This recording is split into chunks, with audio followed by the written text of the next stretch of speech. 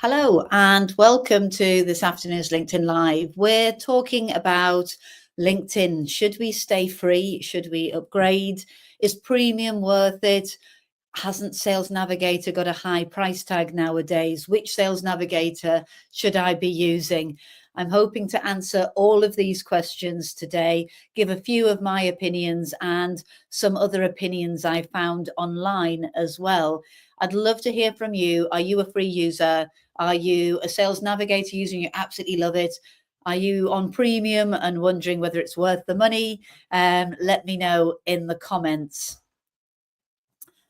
I think that LinkedIn.com, you get a lot for free. You absolutely do.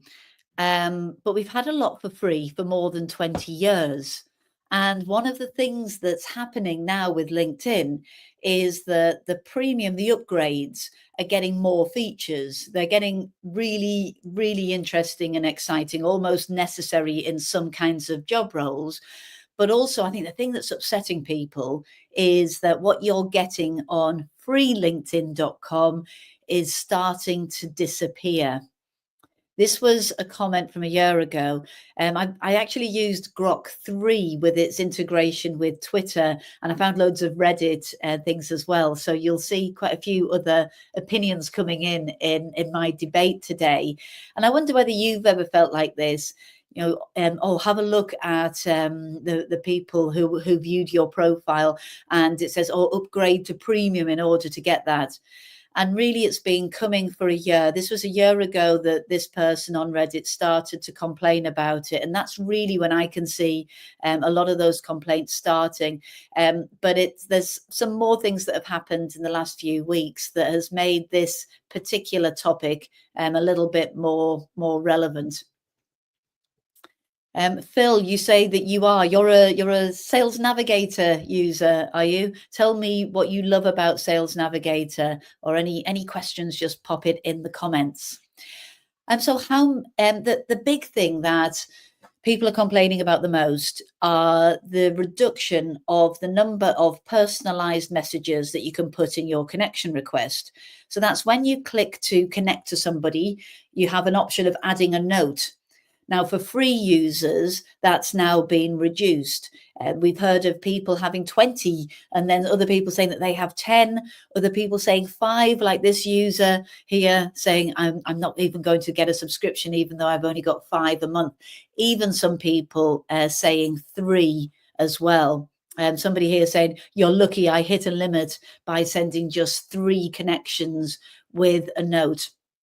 This user said that not only were they reduced to being able to send a message just to 10 people, but the number of characters had been reduced from 300 to 200, which is quite curious. I mean, I would say if you're ever getting to 300 characters on your connection request, I would probably delete half of it anyway. So I wouldn't worry about that too much at all. But this is something that really making people annoyed, and understandably so. I think that LinkedIn must be doing it to push people to an upgrade, because I don't think that reducing the amount of notes that you can add really will affect the quality of the platform. If the platform needs to be high quality so that people will stay and engage on the platform, only then can they sell Sales Navigator and Recruiter and so on, if people are on the platform. Now, reducing the notes, maybe it's reducing the amount of connections going out with big messages in it, but actually, is it better to have no message at all? I just don't think it's very good for the start of a relationship, any kind of networking relationship. You don't know why somebody has sent you a connection request. And I think it's just really important to have a reason to connect. I think that is sort of where it all starts.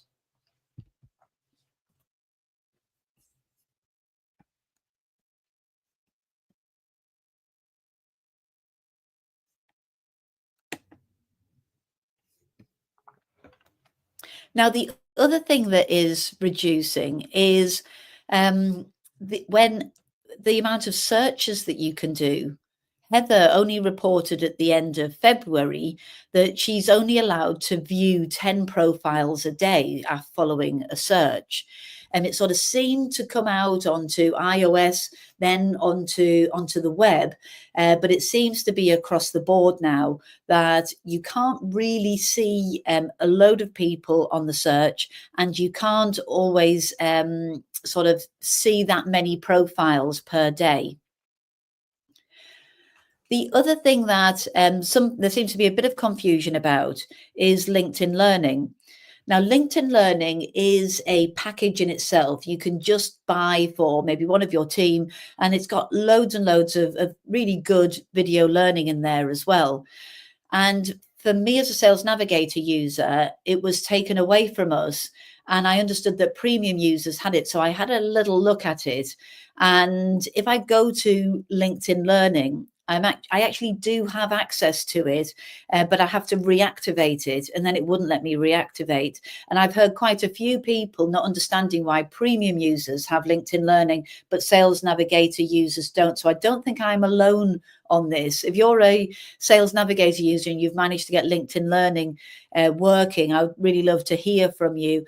I've obviously put a support ticket in, so no doubt I will get that sometime in later on in the year.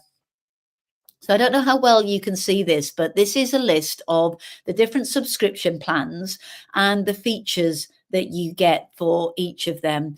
So it says here that LinkedIn Learning is available through those top 5. The one at the right is LinkedIn Learning, and then it's premium company page on the far right. We won't talk about that today. That feels like a LinkedIn Live for another time. But of the other features that seem to be very relevant, Who's Viewed Your Profile is available through all of the upgrades, and you can see the insights across the last year. In-mails are available across all, just in different volumes. The highest being Sales Navigator, when you can get 50 a month. AI tools are available, and the custom button is available across all except Premium Career. So Premium Business, Sales Navigator, Core, and Advanced. And then on the right-hand side, you can see that Sales Navigator gets quite a few more features. So we will talk about the features of Sales Navigator.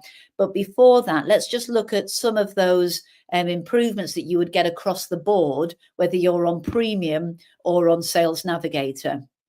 And the one that's causing contention at the moment is Who's Viewed Your Profile. It's always been limited for those that are not upgraded, but it's now been taken away completely, and people generally aren't liking it. Are your activities increasing views? I would be looking at who has viewed your profile to know whether the other things that I'm doing is sort of bringing the right people onto my profile. So maybe I've started commenting, and if I'm commenting, then that should be increasing the views. I would also be looking at those people that when I've sent them a connection request, if they've looked at my profile before deciding whether to accept or not. So I've got 2 here. Both of them I sent a connection request. One of them is now a first degree connection. So they looked and they decided to accept. And the other one is it's still pending. So if I look at that person, I will, and then look at my own profile, I might be able to see why I didn't encourage that person to connect. So it can be a really good gauge on whether your profile is performing or not. And in general, I think this is where most people are using it. It's to find conversation starters. You know, there can be people who have been in your profile for ages, and it's a great opportunity to get back into the inbox. So having a look at another profile feature, we've got Janice here is using the custom button, and her button at the bottom says book an appointment. And you can see where she's posted in her feed that it becomes a hyperlink just underneath her headline, so that it follows her around. It's also in her inbox as well. So you could go to her Calendly or whatever it is and then book an appointment through there. I've got View My Newsletter, then that keeps people on LinkedIn. You can also have View Your Website. So that's a nice little feature that you get from an upgraded account. But actually, even if you're on the free account, you can still have the link to your website quite prominent. You can see here with Nicola and Christina that they have the Pitch One-to-One hyperlink just underneath their headlines. They put it in different ways. You can have that text saying whatever you like, so you don't get the custom button. It doesn't follow you around. But most people don't have that link on their profile. We audit a lot of profiles. You ever want your team's profiles to be audited? Very happy to do that. And usually, I think we found that 76% of the profiles we audited last year didn't have any website link on at all, and that's the most prominent one.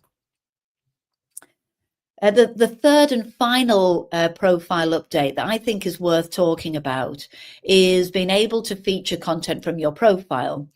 So the featured section, again, in the profile audits, we found that 86% of people didn't have a featured section at all. So if you haven't got one, add that in. That's something that you can do for free. But then otherwise, you can be pinning your post. In this case, it's this event. I've got my newsletter in the middle, and on the right-hand side, I've got my recommendation. My recommendation to Dominic is sort of further down in my profile, kind of a little bit hidden, and I've been able to really put it front and center and right in the middle of my profile. So maybe you've got a recommendation, but also you can feature all of these other things. You could feature a license, a certificate, courses, honors and awards, projects, or education. So that's a nice feature from upgrading. So out of the 1 billion LinkedIn users, there are approximately 1 million Sales Navigator users. So it's a pretty high revenue ticket item to have 1 million users. And the main reason why people are using Sales Navigator is because you get this advanced search functionality. It's a huge database of pretty much anybody that you would want to try and contact in order to help you with your sales job. But then if you're on LinkedIn.com, perhaps you're not in sales as a first job, like how much searching do you really do? Could it be that you just need to keep track of a few people? So I would say there is a really underused feature on LinkedIn.com, and that is using the filters that come for free. They're not as advanced as Sales Navigator, but they are pretty good. You can be putting a keyword search into the top, and then you've got all of these different things that you can search within: people, posts, companies, jobs, etc. And you have different number of filters for each different category. But if you look at it based on people, you've got a lot that you can search in between your first or second degree connections, the company that they're working for, if they're with the past company that they've worked for, and if they're connections of somebody else that you know.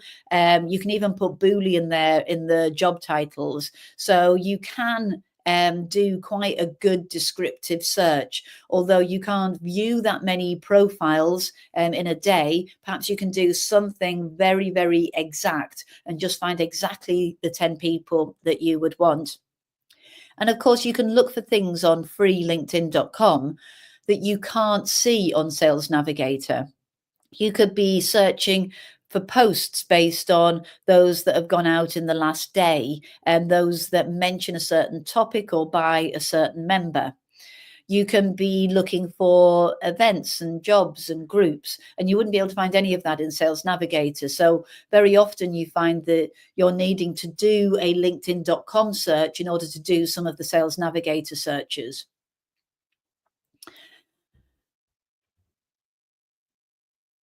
So back to